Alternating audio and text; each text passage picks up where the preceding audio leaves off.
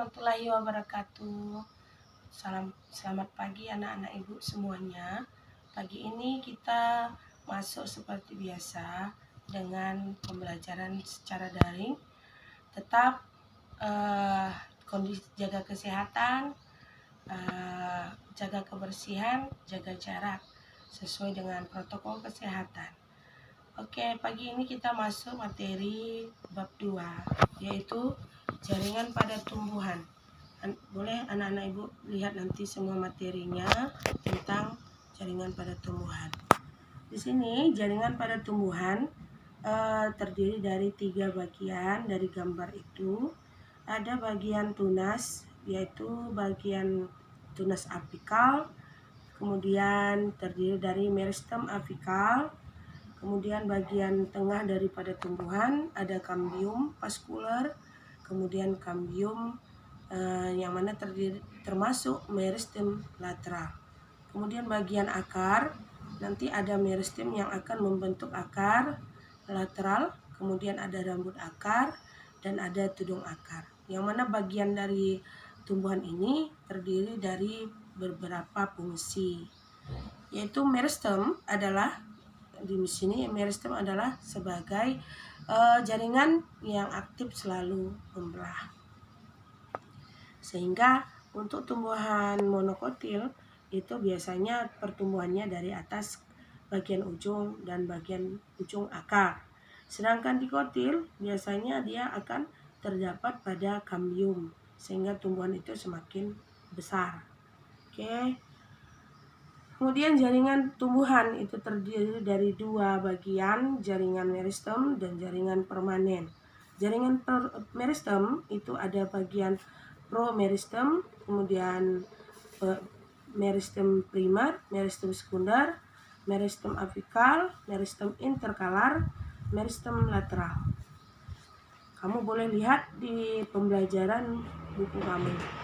Ada promeristem itu adalah meristem yang pada tingkat embrio. Oke. Kemudian macam-macam dari jaringan permanen pada tumbuhan, yaitu jaringan epidermis yang mana terdiri dari stomata, trikoma, duri, filamen, sel kipas, sel kersik. Sedangkan jaringan parenkim adalah asimilasi, parenkim perimbun, parenkim air, parenkim pengangkut, dan semuanya itu boleh kamu lihat di dalam tabel. Berikut adalah gambar-gambar yang ada pada jaringan epidermis. Kemudian kamu boleh lihat macam-macam daripada jaringan. Ada parenkim, ada kalenkim, ada silem, ada sklerenkim, phloem. Jadi kamu bisa amati gambar-gambarnya, yang mana pada silem itu seperti apa gambarnya, kamu bandingkan. Berikut akan ada kamu lihat nanti organ pada tumbuhan, yaitu di sini diambil contoh adalah sayatan bawang, yaitu bagian akar. Yang mana bagian akar itu jelas nyata di situ ada rambut akarnya. Kemudian bagian daripada batang dari bawang itu ada epidermis, ada korteks, ada stele. Jadi epidermis itu fungsinya adalah melindungi organ yang ada di dalamnya. Kemudian ada pita Kaspari pada akar, yang mana di sini fungsinya adalah mengatur jalannya molekul air, fungsinya di situ. Kemudian ada korteks, ada pita Kaspari, berkas vaskuler, nanti itulah yang bekerja dalam proses fotosintesis, itu silem dan phloem. Kemudian kamu boleh lihat perbandingan antara akar dikotil dan akar monokotil. Yang mana akar monokotil itu biasanya gambarnya boleh kamu bandingkan, itu susunan atau secara struktur tersusun secara rapi dibandingkan dengan yang dikotil. Di sini ada endodermis, berarti bagian dalam daripada epidermis lagi gitu. Phloem, stele, silem, vesicle. Jadi itu adalah anatomi daripada jaringan tumbuhan. Kemudian bagian batang. Bagian batang juga ada, bisa kamu bandingkan, yang mana di situ ada penampang melintang batang dikotil, penampang melintang batang monokotil. Jadi kamu jelas di situ dapat membedakan kalau dikotil dia gambarnya tidak beraturan, sedangkan yang monokotil itu secara struktur gambarnya itu adalah beraturan.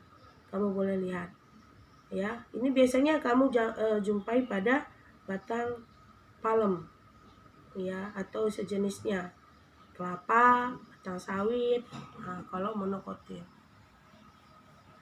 Kemudian kamu boleh bandingkan atau bagian daripada jaringan pertumbuhan bagian daun. Jadi bagian daun itu nanti kita ambil sayatannya, kemudian dipotong. Potongan melintang daun seperti pada gambar ini. Kamu boleh amati gambar yang ada pada anatomi daun.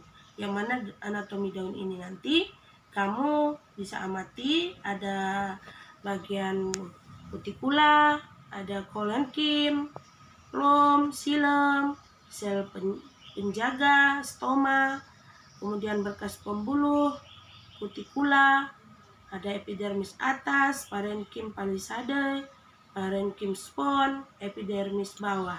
Jadi nanti ibu minta ini kamu akan mampu menjelaskan apa fungsi-fungsi daripada anatomi daun. Gitu.